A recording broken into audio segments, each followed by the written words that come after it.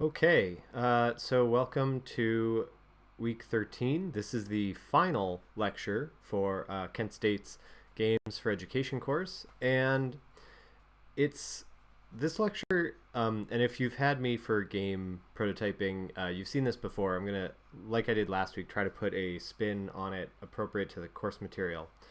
But this is about this is less about stuff relating to your game and more about stuff that you will do once you have your game more established like you do now.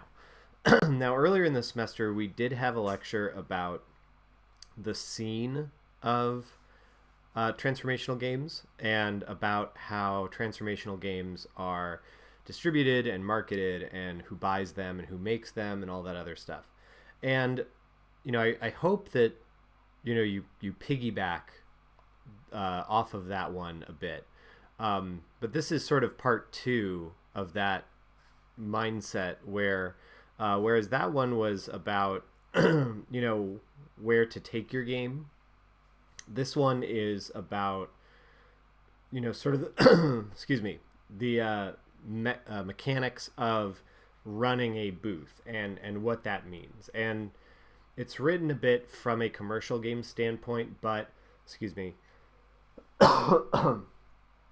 Think it's written from a commercial game standpoint, but I we'll talk about that throughout. But this is where you can start thinking about if you make a game that can be enjoyable from a commercial standpoint and a transformational standpoint, how do you present that in a way that appeals and looks professional? Because just like with the games themselves, I feel like sometimes transformational games try to not play by the same rules, and that can cause them to look less polished. So that's certainly true of the actual game development, but can also be true of, I think, how the games are presented. So we're going to talk about, well, let's show you what we're going to talk about. So the topic of this is really, I made a game, now what? And we're going to look at several, again, like I said, the mechanisms of several different types of events and how you set up a booth. What are the things to think about when you have a booth? We're also going to look at elements of merchandising. We're also going to look at online marketplaces and social media. So again, a lot of this is, if you're doing a research game for somebody's pilot project, you may never get to this spot. But if you are doing a game that you want more general audiences to play, and that's a scary word because general audiences that's way too vague. But you've done, your market research for this class. So, how do you get it to those audiences is really what this is about. So, the first thing, I made a game, now what? So you have a game you've created for class. Congratulations. But, and I try to talk about this in every class that I teach, but there is something about classwork that, people just like put in the external hard drive and that's it. And they never touch it again.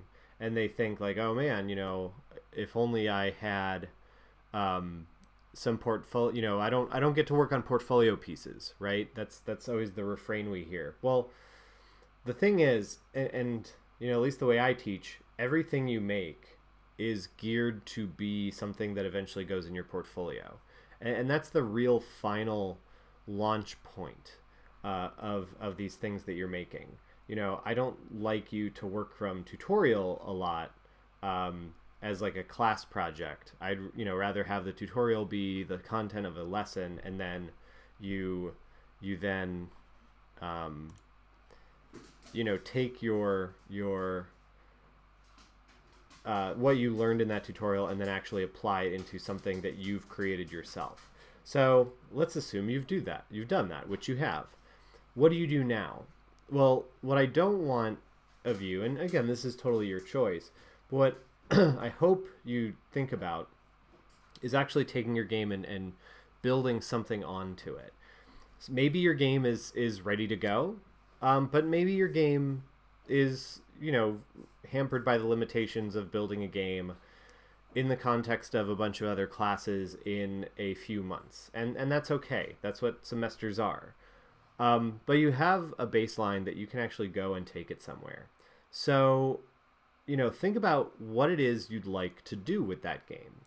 Because if you send it to festivals and you got in, say for example you send it to a festival and you got in, that looks really good on a resume, both from the standpoint of I'm aware enough to send to festivals, but also from the standpoint of your work has been acknowledged by the game industry in that case. So it's something to think about. It's a good way to get yourself a much higher tier resume coming out of school than somebody who just does some Unity tutorials and then like puts everything on their external hard drive. Same thing with putting stuff on marketplaces. I'm not saying sell everything for money, especially when you're working with a student group that usually involves like tax stuff, and I don't think you necessarily want to deal with tax stuff at this point.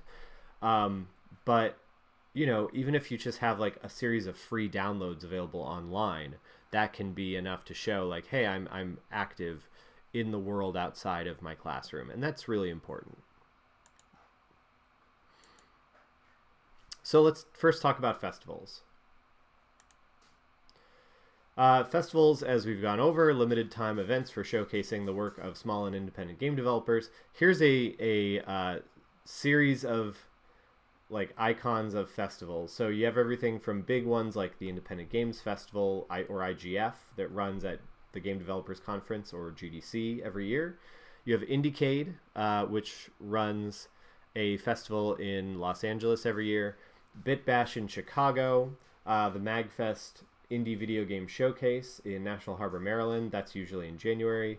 Boston Festival of Indie Games, and the Smithsonian American Art Museum Arcade, which runs at the Smithsonian American Art Museum in Washington, D.C., usually around the end of summer. So, not only are there festivals that are, not only are there a diverse range of festivals, but there are also festivals, and these are not the only ones. These are just ones that I picked. But, there's a number of other, especially now, increasingly like diversity-focused festivals. Game Developers of Color Expo, they have a festival. I think they have a festival component. But, it's worth taking some time to do some online research about what festivals are out there that you might submit to. So they often offer student tracks for the purpose of helping new devs get exposure. So student tracks typically, understand that this was made at a student budget in a student time frame. But they're there to encourage students to do something like with their work, basically do the thing that we're talking about. And, with Sam Arcade and then with the thing that I did at Akron Art Museum, I likewise made sure like, hey, let's continue to ask if they're a student, because we want to, if we see that, we want to be able to help a student out. It's something a lot of people like to do. Typically required for entry. Money, first of all, and that's the thing you got to watch out for. Some of these can be expensive. IGF and Indiecade are kind of notoriously expensive, but not always. A lot of these are free to enter, so that can be kind of nice. And again, research whatever you're submitting to in particular to see if it fits within your budget. But beyond the actual payment for entry, you're looking at having to provide screenshots, usually a trailer or a gameplay video. And those are two different things.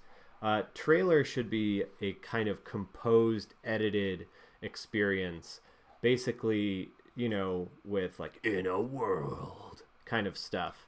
Whereas a gameplay video, for example, MagFest requires 30-second, like one of the videos you have to submit is that you have to submit a 30-second unbroken gameplay video, meaning you just like record for at least 30 seconds and then you send them that video. And the goal with that is so that they can see that your game actually exists and functions and is not just a bunch of, broken up clips cobbled together. Because that's the thing with trailers, is that they are edited. So, you can edit over all of your warts, and I suggest you do so. But, you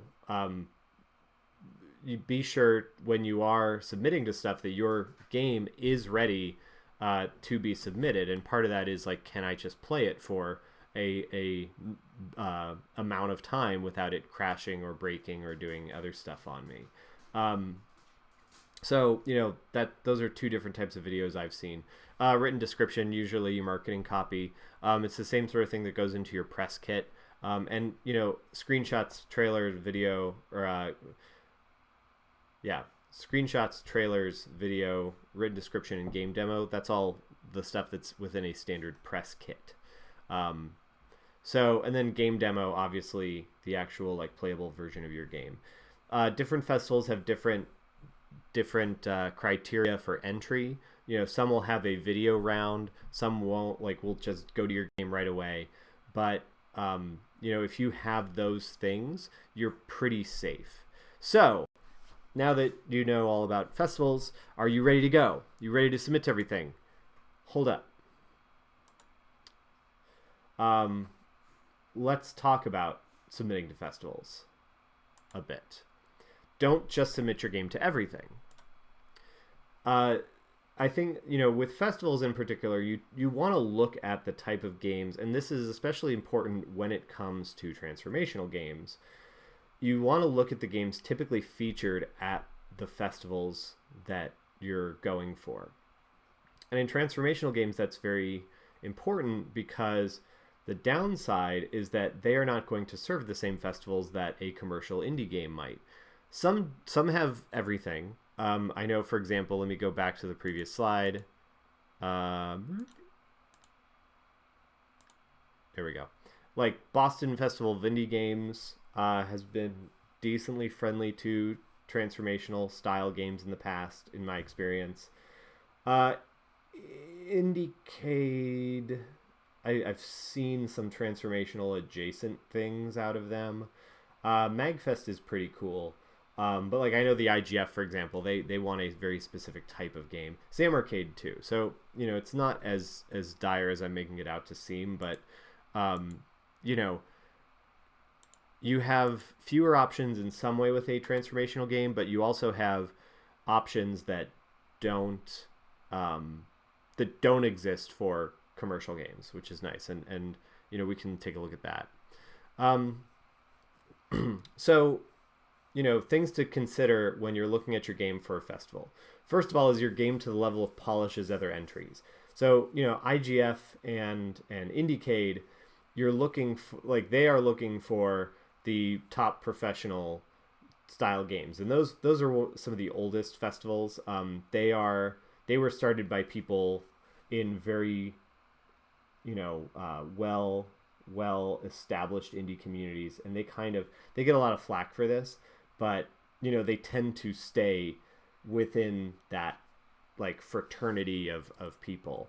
And that's not to say it's not possible to break through. There's lots of cases of people breaking through, but your game has to be at a level of polish that is extremely high. That's you hear the term triple indie. So there's AAA, which is the big studios, but then you hear the term triple indie sometimes, and that's where you see some of the IGF entry type things. So does the festival take the type of game you've made at all? So, for example, we're talking transformational games. I don't think any of these have explicit rules against, but you have to really make a game that stands out as a product if you are going to be sending it off to IGF, Indiecade, that tier.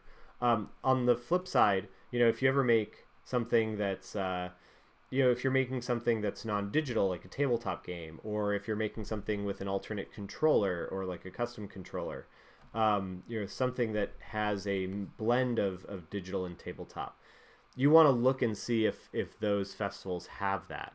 Um, you know, so you want to like really research like what are the extent to which, if you have something that's very specialized, does the festival take that at all? Submitting stuff to transformational game festivals, with my tabletop game, for example, I sent an email to one festival and I said, hey, do you take tabletop games? And they said, no, but we'd like to in the future. That's the kind of research you need to do. Kind of assuming that a lot of these are already set up for mainly digital games, but not all.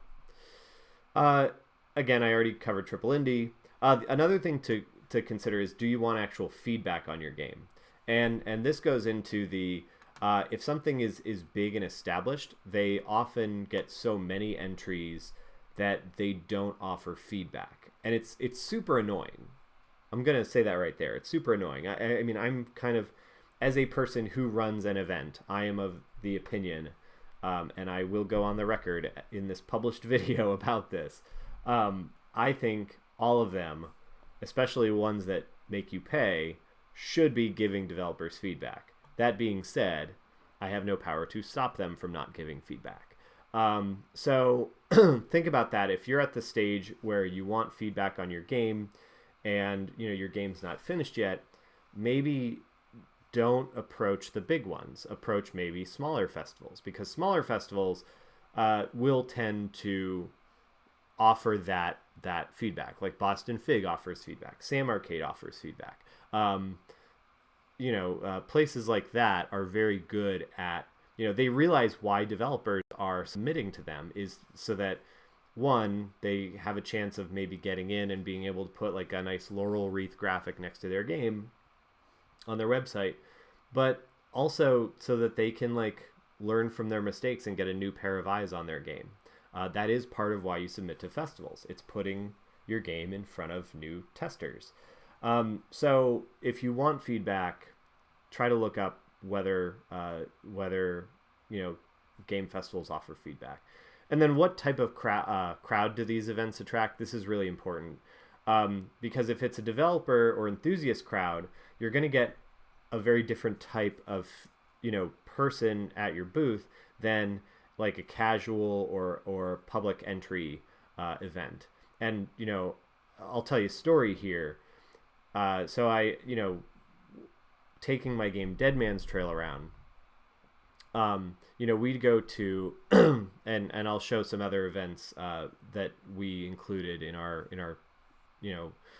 circuit, but we went to a lot of more open events. This one in Baltimore called Baltimore Artscape, and like it was fine. It was a great way to collect data, but because it was a general audience and like particularly families, our game, which is very much a hardcore resource management game, seemed really confusing. We were really worried, like, oh no, our game is not nearly as far along as we thought it was. So then, we're stressing about this. We take it to the MagFest Indie Video Game Showcase, and it goes over like gangbusters, and people love it, and it seems way more polished than we thought, and the audience there really got it. And the difference was that, the audience at that event was a specialist audience, was an enthusiast audience, as opposed to, people who aren't necessarily game enthusiasts. So that really matters, and it will change the type of feedback you get. You might get to a point where you really want to start going to things that will allow you to market to the specific audience you want. And, it's something that you really need to think about when you submit to stuff. So trying to get a sense, maybe from asking developers who've shown there before, or even just sort of like going on the event's website, getting a sense of like, who it is that attends this place will help you understand, like, is this going to actually give me the best feedback for my game, or is this something that I can skip? So other things to think about: alternate places to show. And sorry, I'm going to take a sip of coffee. It is 6 a.m. Alternate places to show. Local game dev showcases or events, which sound like festivals, and they are, but we covered a few weeks ago, like the Washington D.C. community has the District Arcade. So that's like a smaller local thing, and those can be really nice because that is a nice thing to both, one, help out your local community, but two,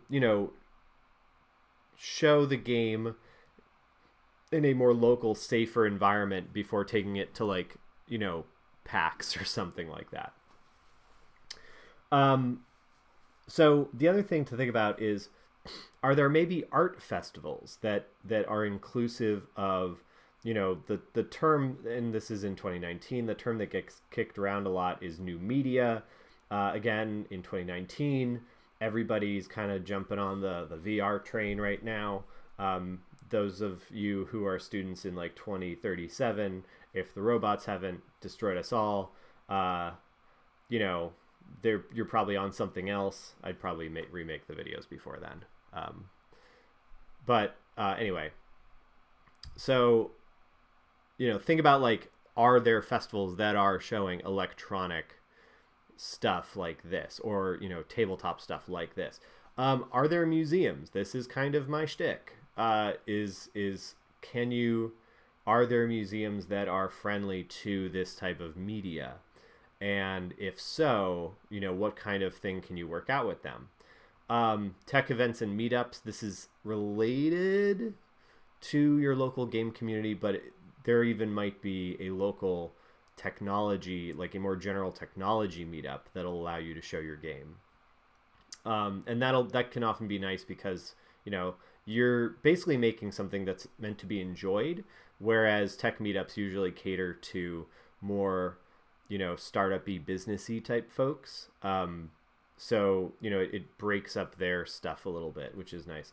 Are there any anime conventions? And I'm totally playing to a stereotype here, but anime conventions like Otakon, I had to stop myself from saying Otakon. But Otakon, for example, they have a game event.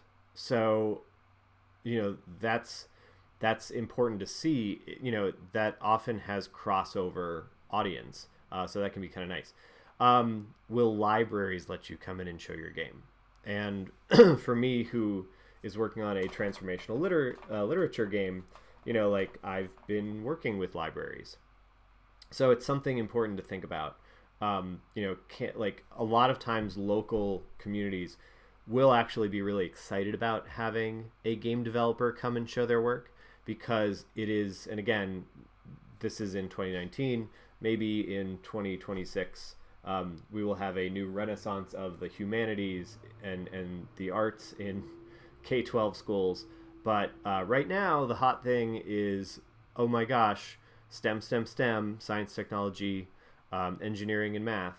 And, that is what I'm not in love with pushing games as that. I think there's a lot of artistic stuff that goes into them. So maybe it's STEAM, science, technology, engineering, art, and math. But, that is something to use. Like, it's that focus of people's is there for you to kind of jump on a little bit and be like, yes, I can come show at your STEM event. Which can be kind of nice. Like, you're doing good, and I don't mean to sound super cynical about it. In reality, you are doing good by attending those things and participating in those things. And again, you get feedback, so it's great. And then same thing, esports. Kind of hot right now, again, at the time of this recording. But, esports has a lot of similarities with what we do. And even though your game may not be an esport, it's a game, and there can be some piggybacking there. Again, with anything, just check if the audience is right. So, you have a booth. Congratulations! How do you run it? So first, booth, a table or space prominently featuring your game's branding and demo stations of your studio/project. Booths help your visibility. So yeah, they help your visibility, they help your sales, they help you get feedback. They are you physically being in the space, being like, hey, look at my game. So how do you run a booth? So typically when you have a booth, you want to have 2 or 3 demo stations of your game. So that might be like 2 or 3 different laptops or computers or tablets or, controllers hooked up to a TV, on a game console, something like that. But you want to generally be able to accommodate 2 or 3 people at once. Avoid bringing multiple games. So I've run a booth with 2 games before. It's terrible. Like, you cannot get into a rhythm. It's really difficult to like switch mentally over from like showing one to another, and as you're explaining one to somebody, you're always going to lose out on explaining your other game to somebody else. And because they're 2 different games, one spiel does not serve a wide range of people. So I generally advise against bring multiple games unless you have enough staff to run more than one. If you have like 2 or 3 people, for your games, for your studio, then all bets are off. You can do it.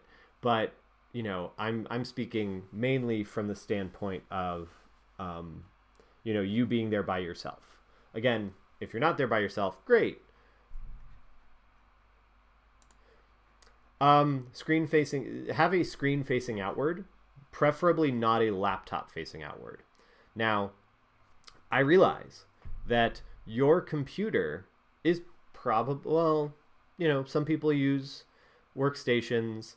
If you have like a gaming rig at home, take the gaming rig.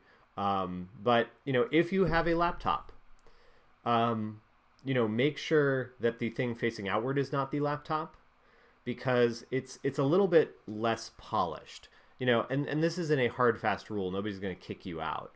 But for the sake of impressions, if you have a laptop, get a separate monitor, and then have that monitor facing forward, have your laptop facing you, who is behind the table, and then have a USB keyboard and mouse controller setup if your game is mouse and keyboard, or if you have controllers, that kind of takes care of it. And then just run the laptop on duplicate mode for the screen. And what that'll do is that as the player plays the game on the second monitor, which is a set monitor, you get... Sorry, I just patted my monitor as though you all listening at home can see me patting my second monitor.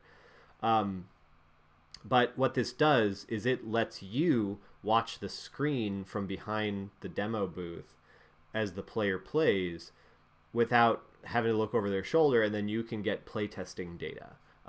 So there's not a great example of that in this image, but generally, like I said, when people come up to your game, they want it to look like it is the desktop version of their setup. And if it's a console game, they want to see a TV and a controller. If it's a tablet game, it's a tablet. Cool beans. But if it's a computer game, and most of yours while in development are going to be computer games, or games on computer, saying computer game sounds so 1995. If it's going to be a game on your computer, which while in development most of them are, have it look like a desktop environment with a monitor, a USB keyboard, and a USB mouse. Don't show them your laptop, because again, it's less polished looking, and they might wreck your laptop. That's always the thing about running a booth. Be careful with your equipment. And then have a trailer ready to run on a computer for downtime. If your game is on a title screen, people will not stop. no matter how good your title screen looks, you have to have something running. So either program a demo mode into your game, and if you're too young to know what a demo mode is, once upon a time in arcades, when the game was not being played, it would run through pre-programmed footage of the game being played. And that's a demo mode. So it's like an automated mode. If you can't program something like that, then the way to get around this is to have on whatever computer you're using to run the game, just have a media player open. Have a media player open and able to, like, when you get a little downtime, click over to that media player, hit play on the trailer, and have the trailer running. And that's when people will come over. So always have motion on the screen. If people are playing it, you have motion. If people are not playing it, get some motion. So always have a trailer ready to go.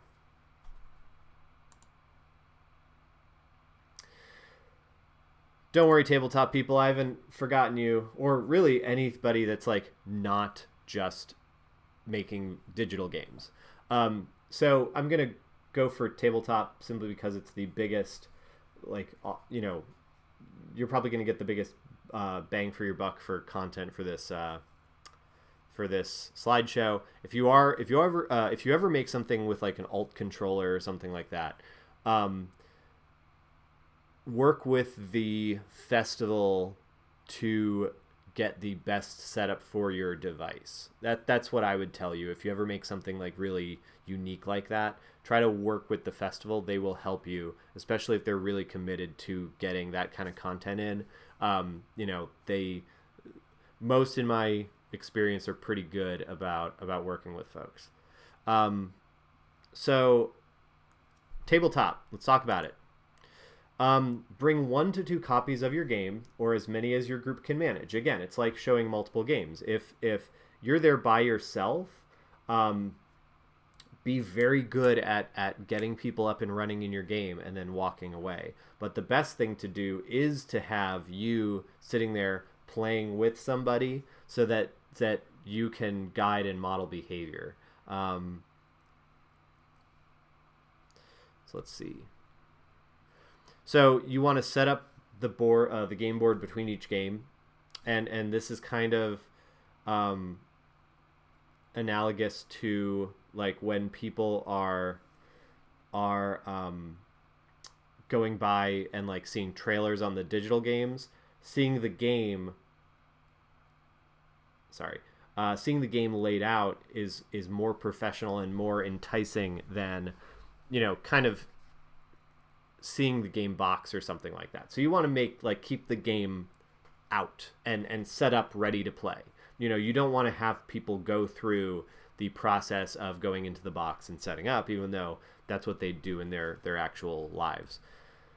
And then consider choreographing each game. Now, there's not one way to do this because tabletop games can take so many different forms.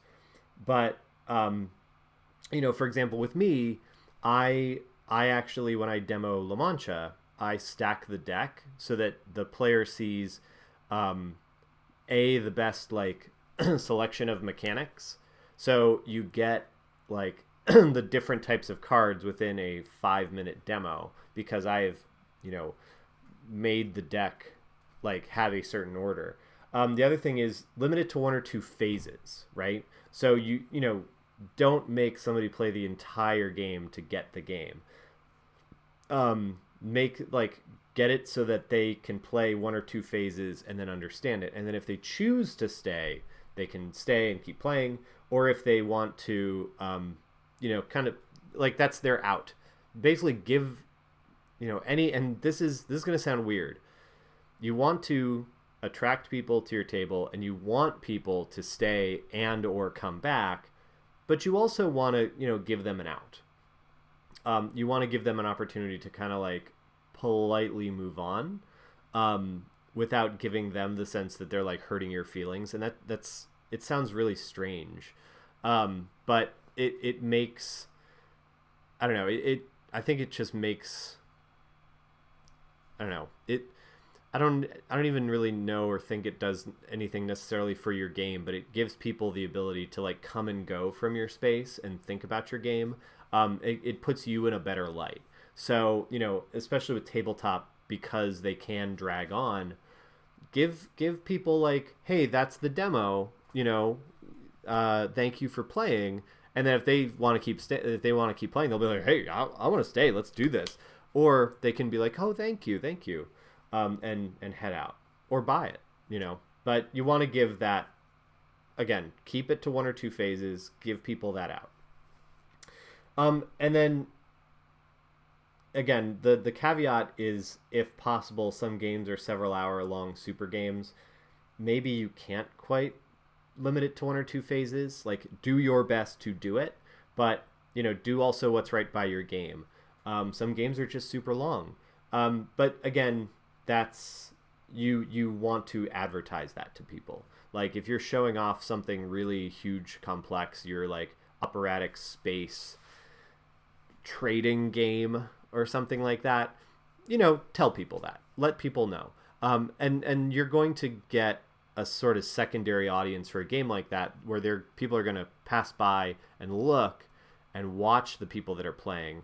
And then that gives them, again, that sort of, there's like the short version of staying at your booth, which is the onlooker or the one or two phase player. And then there's the, captive audience segment. So, you'll as you practice this, you'll become more skilled in judging like how to best do this, especially again for the different games you make. But again, those are just some observations of mine showing tabletop. Let's see. Oh, so physical items you want for running a booth.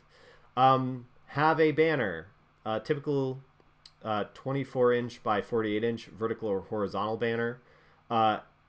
Vertical banners are nice for cases where you have a table and you want to put something on the front of the table that has your branding. Wait, did I say vertical? I meant horizontal. Yeah, so that's horizontal is good to put on the front.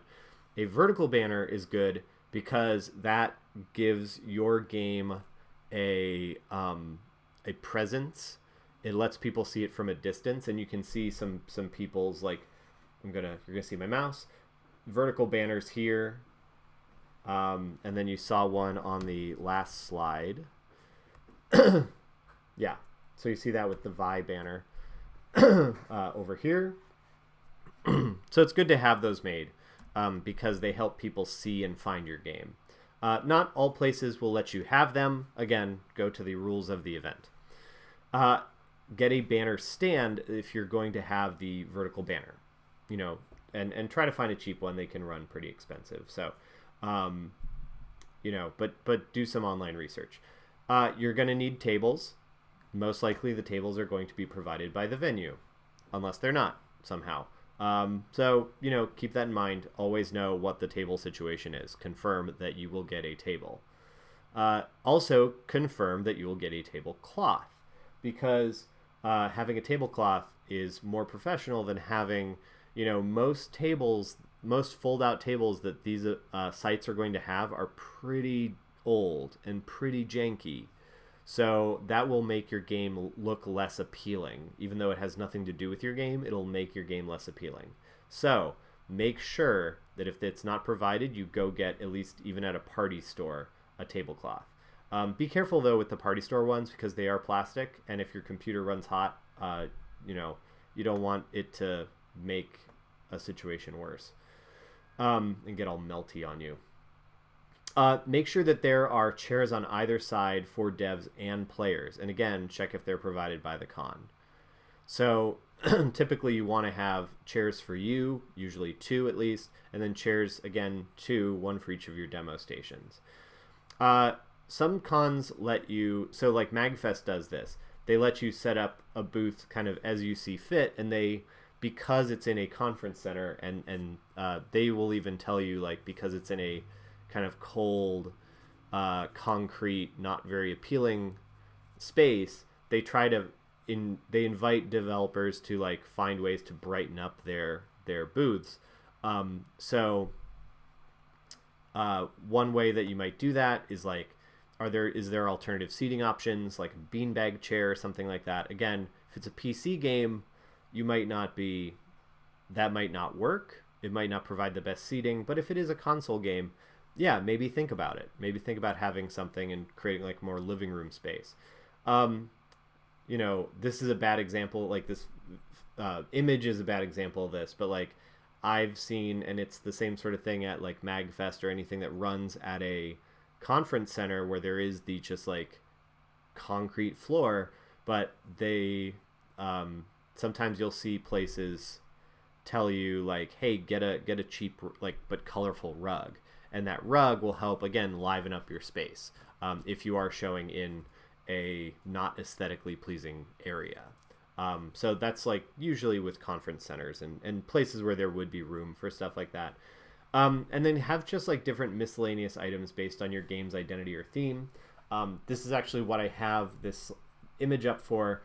There you see Art Club Challenge by Jared Huntley, a Northeast Ohio area developer. And, he has his laptop running the trailer for the game,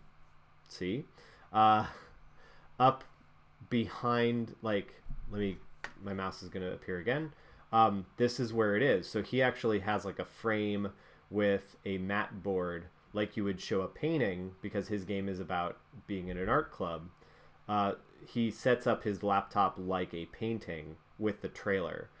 So it's heavily thematic. And then he has other little things like books about Mondrian, who's the artist that the game is based on. He has like little bottles of paint, things like that. So it's all he builds like a very art school theme. So that, if you have other items based on your game's identity, that can be really interesting. So think about that. And then, have any postcards or business cards of your studio or game. People are going to want to take your card. And again, this is that sort of like out. I know with me, if they don't walk away with the tabletop game, I usually at least try to give them a business card. And does that necessarily always turn into sales? No, but it is a way to say, hey, here you go. Thank you. Have a good day. But yeah, have something like that, a postcard for your game or a business card, so that people are at least walking away with something. Speaking of getting stuff printed like post and business cards, let's talk merchandising. So the bare minimum you should have are stickers and buttons for your game. And now, that assumes that you have anything. But there's this website that I really like called Sticker Mule. They have really good, high-quality stickers and buttons for pretty cheap. So do that. When you've made a few games and you have a few stickers or buttons, then you have like kind of a collection, and it's kind of fun to show off your stickers and buttons. Think about if your game supports plushies, like if there would be plushies of your characters. That's the sort of like high tier item that you'd want to get, like if you got Kickstarter money, but or some other form of funding. But like, think about it. It's a thing. It's possible. Maybe there's 3D printed items. So I saw a website called happyworker.com that does 3D printed items from games. So it's worth looking into, again, if you have the funding to do it, because these things can get expensive, but why not? We're here to talk about the future, not just your present possibilities. So it's something that you really want to think about when you're showing games off. Again, we're talking about transformational games, but why not? Let's do it up professionally. So shirts, can you get shirts made? Maybe that'd be pretty cool. Give some people like free shirts. Tote bags. I've recently become really enthralled with, having a tote bag of your game. I had some made for my game, and it's pretty great. Instead of carrying somebody else's tote bag around when I need to carry books around or something like that, I can advertise my own game. It's pretty cool, and it's like next level up from even just the stickers. Again, kind of pricey, but if you get some funding, it's a good way to save some money. And if you're showing your game at a booth at a conference, being able to have tote bags makes you kind of the conference hero, because then people will finally have some place to put their stuff. Soundtracks, I've seen people like release their soundtracks on CD or even vinyl. So, soundtracks should be if you work with a good composer, soundtracks are like a secondary promo item for your game. Usually you work out something where the composer will be able to sell it, so they'd be making the profit, but it's still like, hey, look at this game. This game has great music, so maybe buy the game too. And then obviously sell your actual game. Now, all of this goes with, as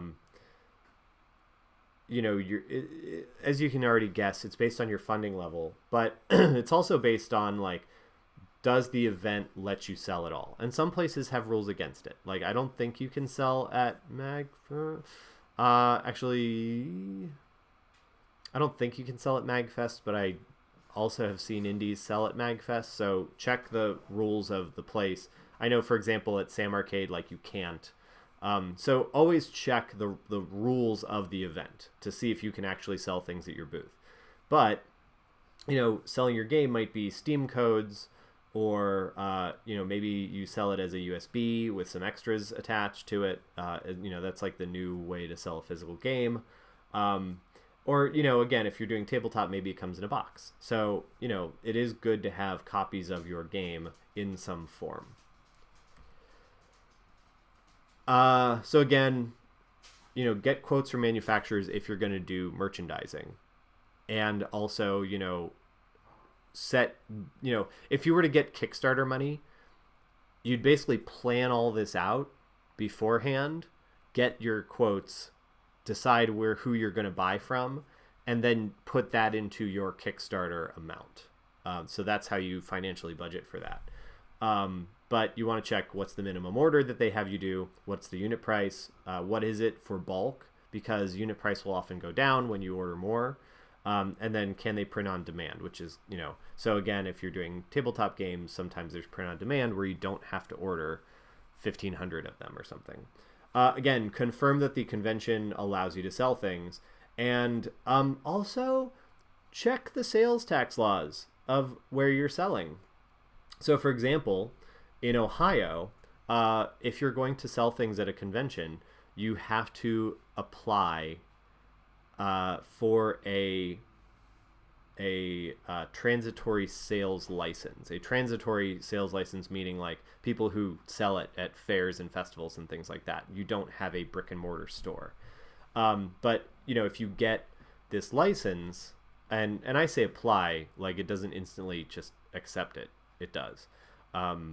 So once you get that, then if you're going to go sell I'm going to go sell in Cuyahoga County, you check what the sales tax rate is in Cuyahoga County, you charge the sales tax, and then each month on the 23rd, you have to file a sales tax return. And, if you filed your tax returns before, you're probably sweating like, oh no, I have to do one a month now. It's actually really easy. You basically just say like, I made this many sales in that county, and then the automated system will say, okay, well, you owe us this much. And then you have to file that every month, even if you have nothing, even if you sold nothing, which just makes it super easy. You just say 0 and it goes, okay, cool, thanks. But check the laws to make sure you have to charge sales tax, and B, how you get that to the state if you do charge sales tax. So, all the stuff that you didn't think you'd need to learn for game making, and you all thought you were just going to learn Maya. Online markets, places that are free to post your game on: itch.io, GameJolt, Indie Database, and Humble Bundle. Selling your game on an online market is great.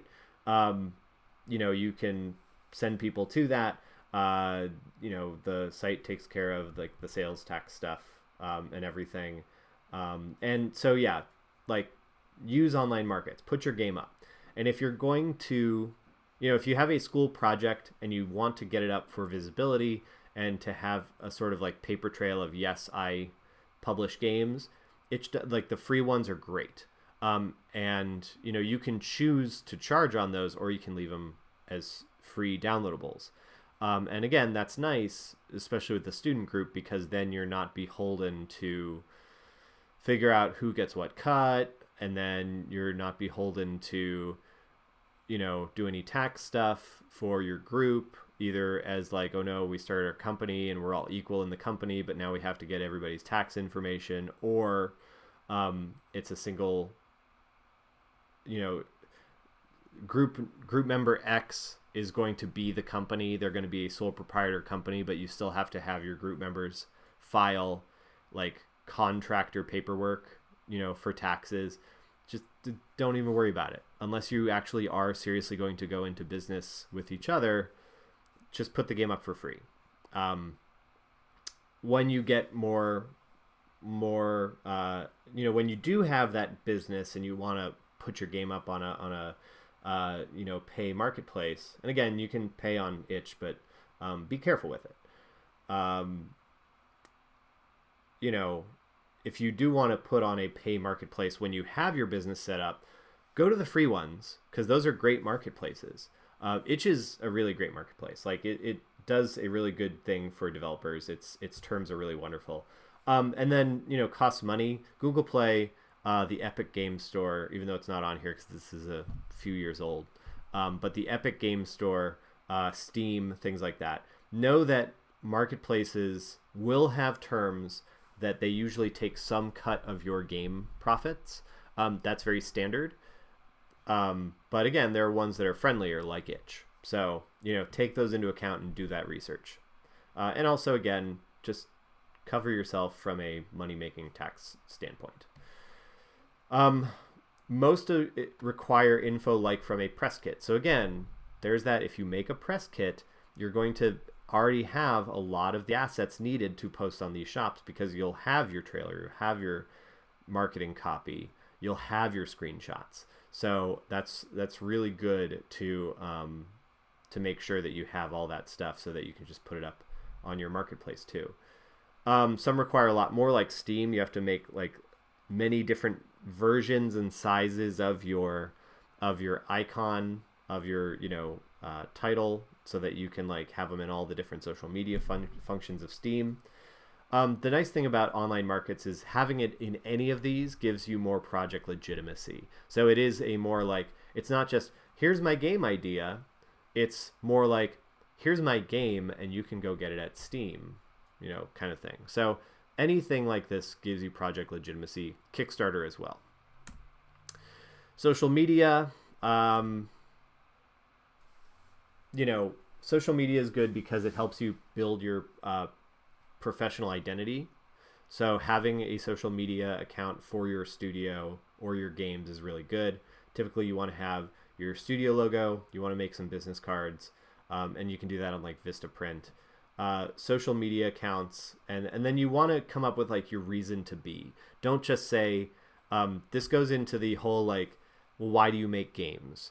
And what you don't want to say is, we make games that we like to play.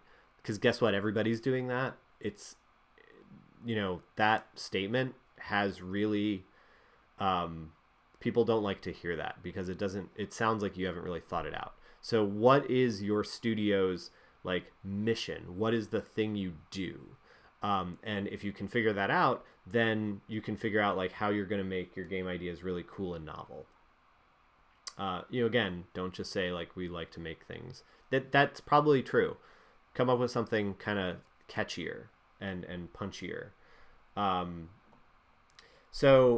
Marketplaces with audience feedback. So when you put your game up on different marketplaces, some of them will come with options to get feedback from your audiences. That's great. You want to take advantage of this. Itch, Game Jolt, and Steam. I don't know about the Epic Store because I haven't interacted with it that much, but they allow the audience to comment and give you feedback. It sounds super scary, and it can sometimes be, but it also is really great, because then that helps you form a dialogue, and people like to form a dialogue with the people that they buy games from. Have a social media plan. Schedule for postings. Don't just kind of run it haphazard. Say like every Tuesday morning at 9, I'm going to post from the account. You can even sit down. It requires like an hour or two of work, but you can sit down and like schedule social media posts. So you can schedule tweets, which is nice because then you can like do it all in one lump instead of having to be like, oh shoot, I forgot today. So that's a nice feature of some of these social media services, that you can schedule things. Like when I was doing my countdown to my La Mancha Kickstarter, I actually did that. I sat down and just wrote out all of every day's countdown email, tweet, and then I just let it run for the 2 weeks that it was doing the countdown because I had already done the work. Always pay attention to hashtags that you want to use. Again, if hashtags are even still a thing when you're watching this in 2035 or something. But yeah, use hashtags, use anything that will allow people who are using these features to find your work. Things like hashtag screenshot Saturday. People will post screenshots on Saturdays to social media with the hashtag screenshot Saturday. It's a great way to find new games. Hashtag indie dev, hashtag game dev, hashtag indie games, hashtag tabletop, hashtag games for ed. So those are really good ways to use social media to your advantage when you're marketing your game. Outreach pro tips. So be communicative. Audiences 9 times out of 10 are not trying to trap you. They're not trying to be jerks. They're trying to ask you questions. So don't be a jerk. Be communicative. Be as upbeat as you can. And sometimes, you'll even get, if you're making a game and it's similar to another game, they'll ask you like, how is your game different from this other game? And again, they're not trying to trap you. They're legitimately trying to find out. So have an answer if your game is kind of like that. If your game has a similarity to something else, have an answer, and people usually be like, oh, cool, thank you for answering me. Beware of review code scams. Confirm the identity of anybody that reaches out from a review site.